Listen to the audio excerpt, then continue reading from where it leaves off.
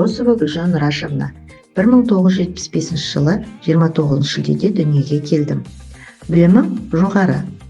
Ақтөбе Құдайберген Жұбанов атындағы мемлекеттік университетінде психология мамандығы бойынша білім алдым.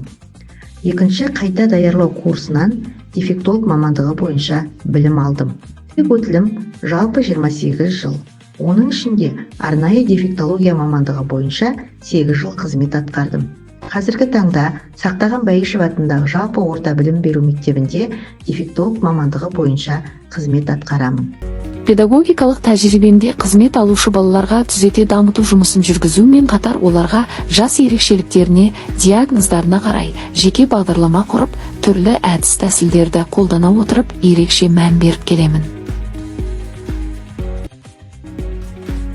Менің мақсатым тәрбиеленушілердің дамуындағы ауытқуларды барынша түзетуге бағытталған жұмысты жүзеге асыру. Өмірлік ұстанымым еңбегімде адал болу, кәсібіме сеніммен қарау.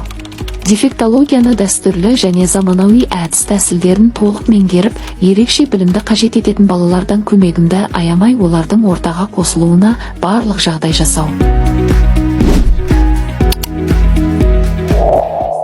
Баланың сөйлеу қабілетін дамыту және қоғаммен қарым-қатынасын бейімдеп қана қоймай, сонымен қатар мерекелік іс-шараларға белсене қатысу және ата-аналармен әрдайым тығыз қарым-қатынаста болу.